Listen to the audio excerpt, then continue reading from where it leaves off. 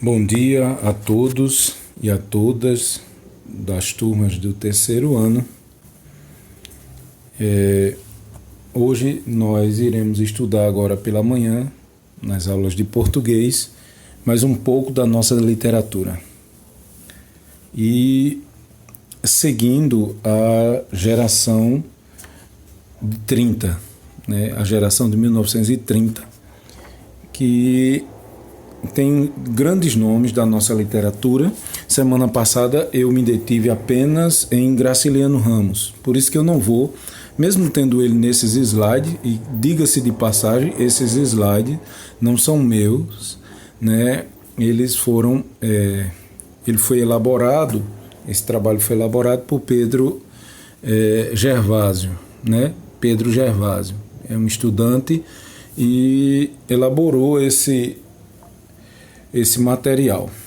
Ele é muito condensado, muito resumido, mas vai com certeza dar para a gente trabalhar e aprender um pouco sobre a geração de 1930. Vou repetir só um pouco essa questão das características do regionalismo de 1930, Ainda na segunda fase modernista do Brasil, em prosa, se caracteriza pelo regionalismo, ou seja, a relação do homem com o meio que ele vive. E regionalismo porque fala justamente da região em que nasceram os escritores, os escritores desse período. A obra que marca início do regionalismo é A Bagaceira, o livro A Bagaceira, de José Américo de Almeida, publicado em 1928. E o valor literário do livro é muito mais por conta do aspecto histórico daquilo que esse livro, A Bagaceira, traz sobre o Nordeste e sobre o homem nordestino. José Américo tem um museu em homenagem a José Américo na cidade de Areias, na Paraíba. Então ele, além de ser escritor, também pintava quadros, telas, era um artista. O valor estético desse livro não é tão importante quanto o valor histórico. Fundamental o valor histórico, E aqui tem os principais autores desse período, Raquel de Queiroz, nós iremos começar com ela. Vamos pular Graciliano Ramos, porque já falamos semana passada. Vamos dar uma breve passada em José Lins do Rego, Jorge Amado e Érico Veríssimo. Dionélio Machado, nós não vamos falar tanto, mas Érico Veríssimo vamos também dar uma pincelada sobre a obra dele. Por quê? Porque esses autores aqui, esses nomes mais conhecidos, geralmente eles aparecem textos dele em provas de Enem, Saeb e outras provas, outros concursos também aparecem textos desses autores que foram muito importantes, certo? E Raquel de Queiroz, as características desses autores. Basicamente, esses autores se dedicaram ao regionalismo do Nordeste do país, com exceção de Dionélio e Érico Veríssimo, que falam da região sul, certo? Que fala sobre a seca, o cangaço, as dificuldades, a miséria enfrentada pelo povo da região norte e nordeste. E entre eles estão Érico Veríssimo, Dionélio Machado, que se dedica mais ao sul do país, falando sobre a passagem do homem e a paisagem natural. A Raquel de Queiroz, ela tem um marco histórico na vida dela como escritora, porque ela foi a primeira mulher a se eleger imortal na Academia Brasileira de Letras. Suas obras regionalistas destacam-se pela reflexão da figura feminina numa sociedade patriarcal. Então ela ganha visibilidade por conta disso, Ela, para quem não sabe, ela é descendente da família de José de Alencar, que é outro grande escritor do romance brasileiro, Escritor de Iracema. Então, José de Alencar é um dos grandes escritores do Brasil, do romance brasileiro, e Raquel de Queiroz é descendente dele. Ela nasce em 1910 e faleceu em 2003 na cidade de Fortaleza. Ainda quando na infância, em 1915, em 1915 mudou-se com a família para o Rio de Janeiro e em 1917, 1915, grande fome no estado do Ceará, seca, né? E em 1917, pouco tempo depois, foi para Belém, onde morou durante 2 anos antes de retornar para Fortaleza. Raquel tornou-se uma escritora reconhecida no meio literário com apenas 20 anos. 20 anos ela publicou seu primeiro livro, que se tornou o livro, a obra-prima dela, né? O 15, em 1930. Além de romancista, dedicou-se ao teatro e especialmente à crônica jornalística, né? Em 1931 mudou-se para o Rio de Janeiro, mas se manteve ligada à sua fazenda, né? E em Quixadá, no agreste do sertão cearense. É admiradora das ideias de Trotsky. Foi presa em 1937, acusada de ser comunista, né, por conta da questão da ditadura, né? Não da ditadura militar, porque a ditadura militar não começa em 1937, mas aí era o período de Vargas, né? Se não me falha a memória, período de Getúlio Vargas. Recebeu vários prêmios literários e foi a primeira mulher a ingressar na Academia Brasileira de Letras, como eu já falei, em 1977. A figura feminina também é um ponto central, né, da sua obra, dos seus livros. Destacam-se entre essas personagens femininas Conceição, em Unquise, e Maria Bonita, em O Lampião. Então você tem aí esse grande nome, essa mulher, né, que fez o seu nome, sua história, né? Em 1930 ocorreu no Brasil a consolidação do modernismo, a ideologia, os princípios estéticos modernistas propostos nessa fase, na fase anterior, não encontram mais resistência e se tornaram presentes nas mais diversas artes. Na literatura, os romances da segunda geração modernista aderiram a certos aspectos, né, cultivados pelo modernismo, como temas nacionais, o cotidiano, o cultivo de uma linguagem brasileira, simples, popular e coloquial. E o regionalismo, em especial o nordestino, foi o destaque no romance da década de 1930, certo? O 15 é um romance de estreia dela, né? Como nós já falamos, e já se verifica os traços marcantes da obra dessa famosa escritora, né? A prosa é enxuta, são as críticas, né? São visões críticas das relações sociais e análise psicológica das personagens. Nessa obra, que tem como tema central a seca que castigou o Nordeste em 1915, a autora, além de retratar sem sentimentalismos as mazelas da estiagem, aborda também o coronelismo, a religiosidade do sertanejo. Então você tem aqui, já coisas importantes que precisa gravar mentalmente, né? Ela trata sem o sentimentalismo as mazelas da estiagem, quer dizer, o que a seca faz, né, causando pobreza, fome e até morte pela fome, né? O coronelismo, que era o autoritarismo daquelas pessoas mais abastadas, né, que dominavam os currais eleitorais e dominava a indústria da seca, né, como até hoje ainda dominam. E a religiosidade do sertanejo, que é aquela cultura nordestina da veneração aos santos e a algumas figuras como Padre Cícero, Frei Damião. Então essa religiosidade é abordada também no trabalho de Raquel. E nós precisamos perceber que é uma obra muito importante, porque trabalha justamente essa coisa do popular, né, do sertanejo, da fome, das situações de pobreza dentro da literatura, o que não aparecia antes, né? Antes não se tinha essas coisas política social dentro da literatura. Antes da geração de 1930 não se tinha, como eu já disse a vocês na aula passada, tá certo? E aí você tem João Miguel, né, em João Miguel, 1932, o romance, que, como o 15, é também ambientado no Ceará. O Nordeste também é cenário do romance Caminho das Pedras, em 1937, que é outra obra dela. Né? As Três Marias, em 1939, produzida em um momento de ampla circulação das correntes ideológicas comunistas e integralistas, né? De inspiração fascista no Brasil. Né?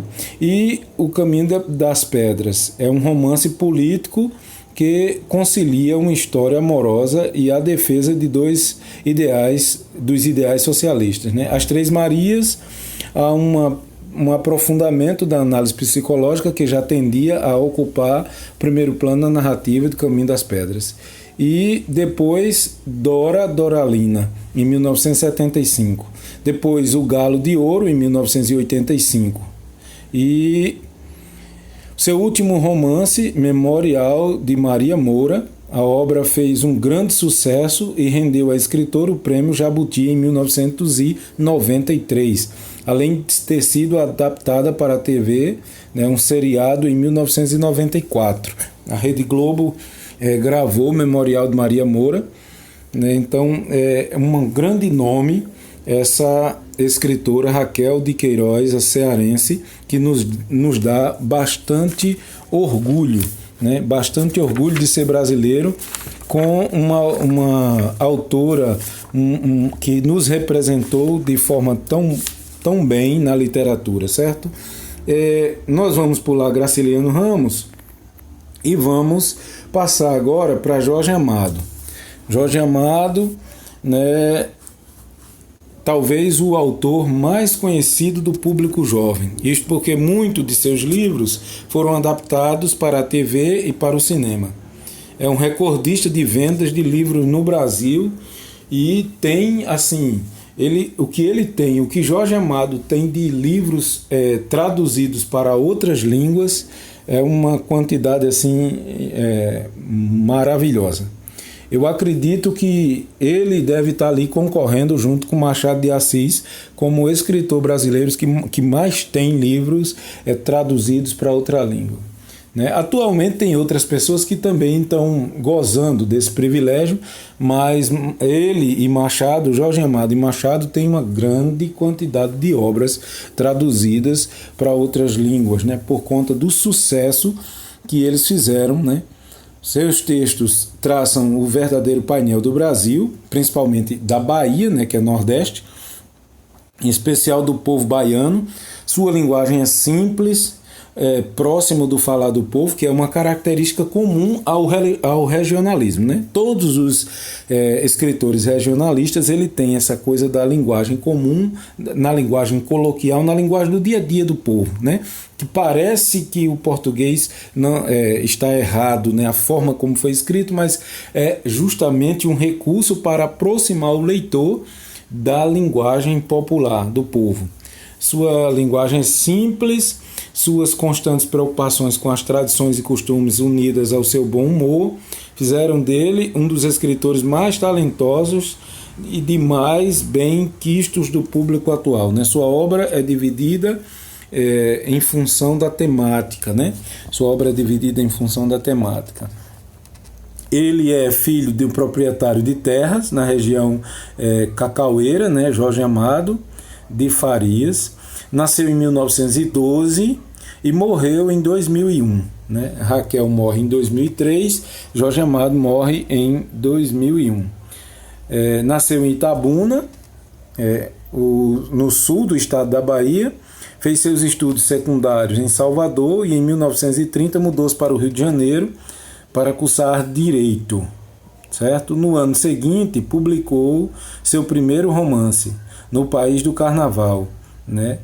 E em 1933, com Cacau, né? Cacau, o livro Cacau. E Suó, em 1934, alcançou a notoriedade, né? A partir de Suó que ele começa a se destacar, né? Com a publicação desses livros, né? País do Carnaval, Cacau e Suó. Era militante de esquerda, participou da Aliança Nacional Libertadora, foi preso por sua atividade política em 1946, né? 1946, foi eleito deputado pelo Partido Comunista Brasileiro, PCdoB, né? E em 1948 e 1952 viveu exilado na França e em Praga. Quando retornou ao Brasil, era mundialmente conhecido em 1959. Foi eleito para a Academia Brasileira de Letras aí, né, nesse período. Então você tem esse grande nome, né, esse grande nome do nosso da literatura brasileira, né, da nossa literatura.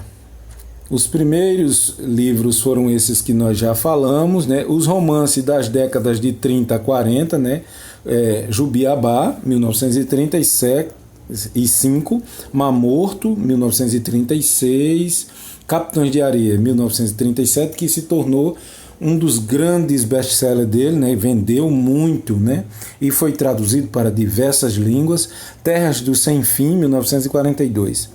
Além de apresentar a preocupação social típica do romance de 30, também manifesta as tendências políticas do autor, que nesse período era filiado ao Partido Comunista. E depois publicou Gabriela, Cravo e Canela, em 1958, Dona Flor e seus dois maridos, que virou minissérie também. Gabriela, Cravo e Canela foi gravado 2 vezes pela Rede Globo, né? 2 minisséries da mesma obra. Tieta do Agreste, que virou novela, né, na Rede Globo também, essa obra.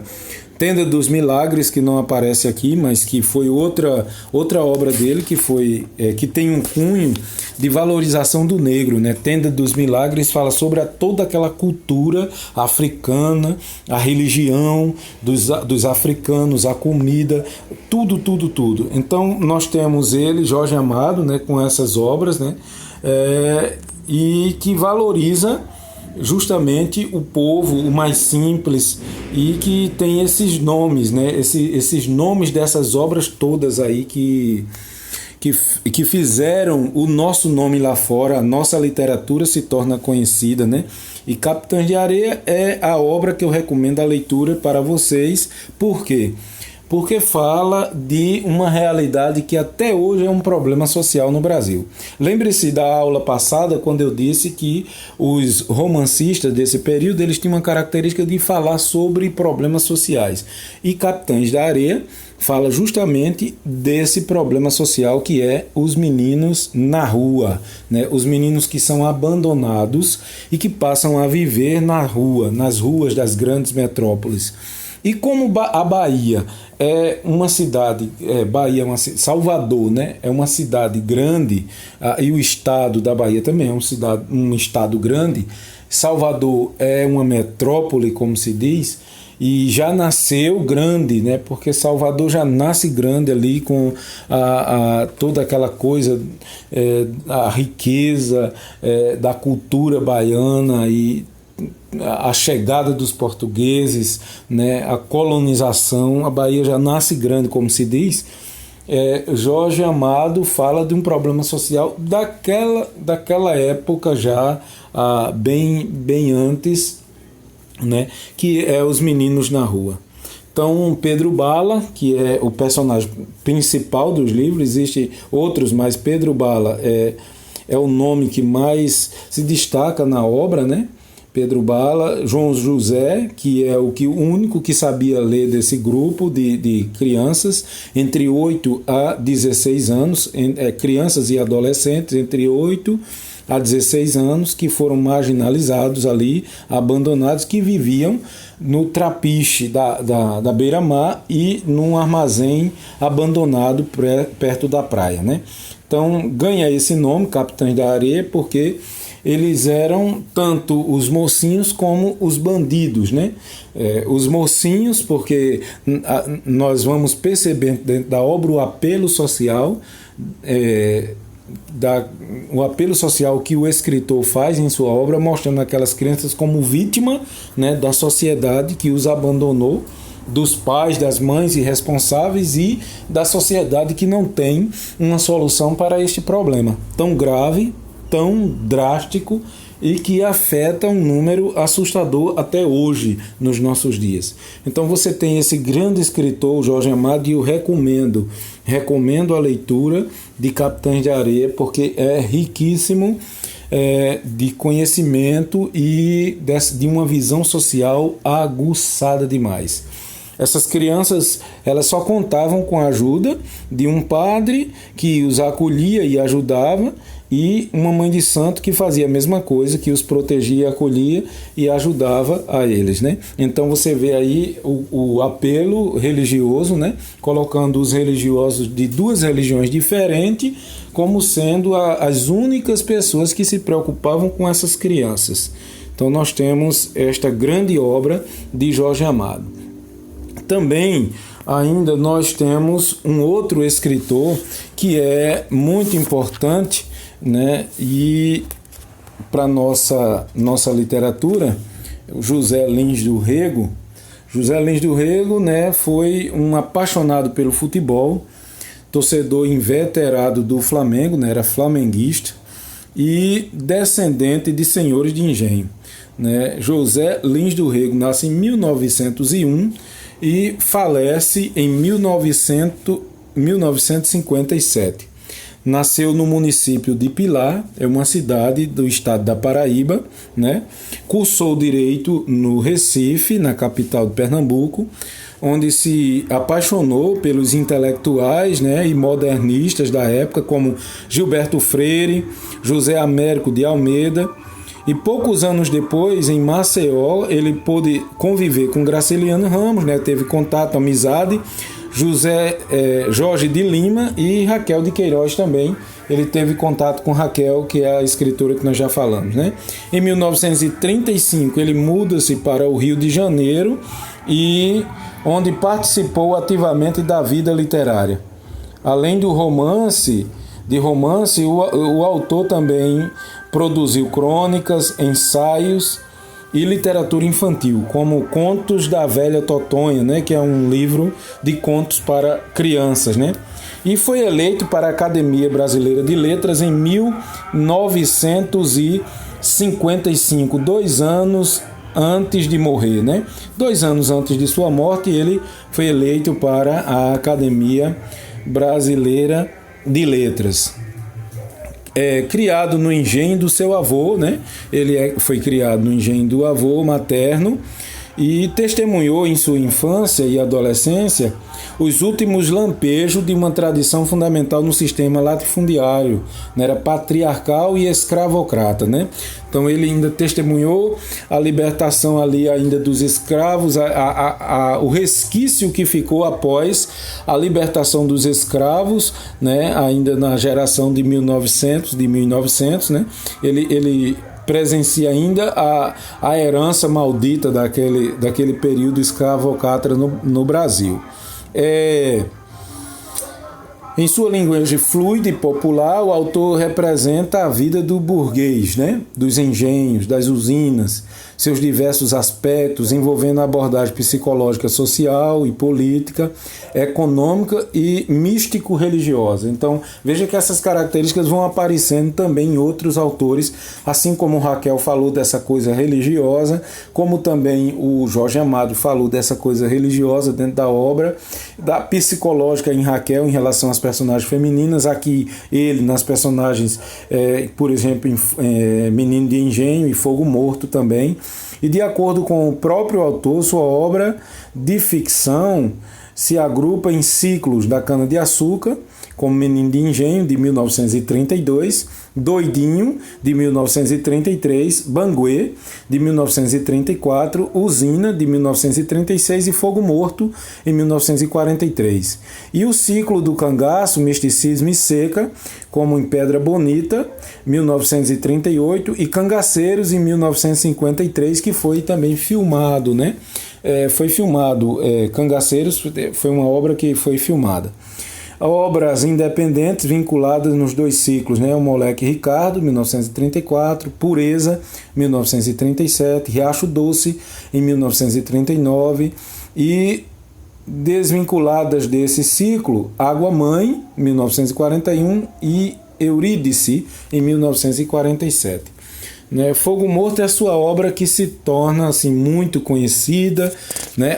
E também Menino de Engenho, as suas duas obras mais conhecidas, mais populares, né? Que ganham assim um espaço muito grande, uma visibilidade muito grande. Né? Então, José Lins do Rego é esse escritor brasileiro que leva não o sertão, porque Pilar não é sertão, certo? Pilar ainda pode ser considerado brejo, né? Pilar pode ser considerado brejo do estado da Paraíba, mas ainda assim ele fala do nordestino, certo? Dessa coisa do homem nordestino e dessa coisa do progresso do engenho e do fracasso do engenho, né? O engenho no seu auge e a quebra dos engenhos na moagem da cana de açúcar, né? E da fabricação de açúcar, de aguardente.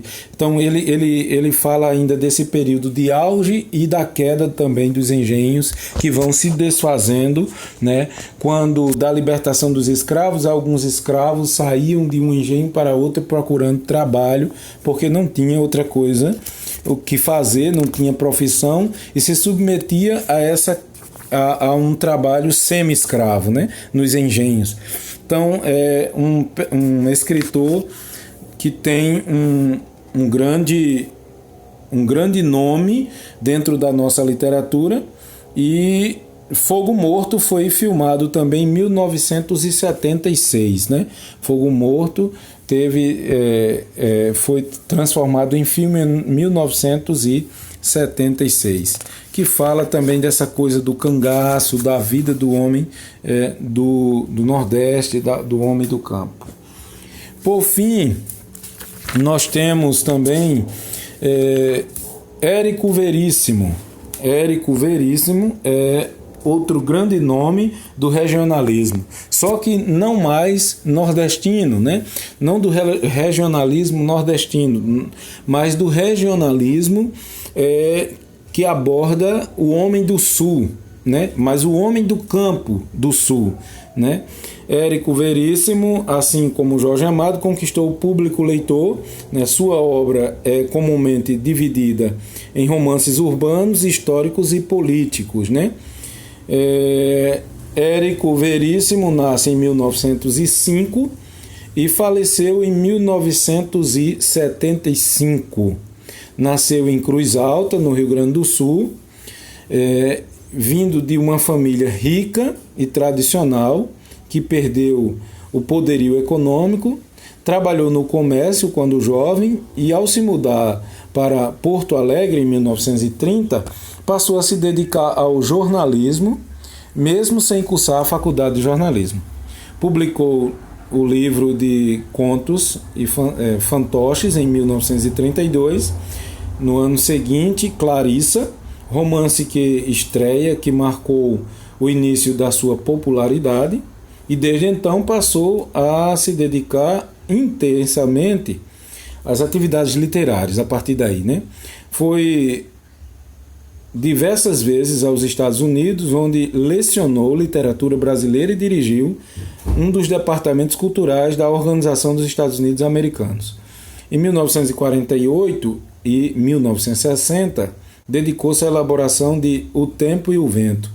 Além de produzir ficção, o autor também registrou suas memórias em solo de clarineta, em 1973. Né? A obra de Veríssimo, a obra do autor, se divide em três fases, né? Dividida em três fases, como eu disse, urbana, histórica e política. Né? A primeira se caracteriza pelo registro da vida cotidiana da cidade, pela abordagem das crises morais e espirituais do homem, da contemporaneidade. Então a literatura modernista tem isso, de abordar essa coisa da natureza humana, dos problemas sociais, né? E espirituais que o homem apresentava, né? O homem daquele período moderno apresentava. Alguns romances representativos desse período são, como eu já falei, Clarissa, em 1933, Caminhos Cruzados, 1935, também Um Lugar ao Sol, 1936, Olhai os Lírios do Campo, que é muito conhecido esse livro, 1938, né?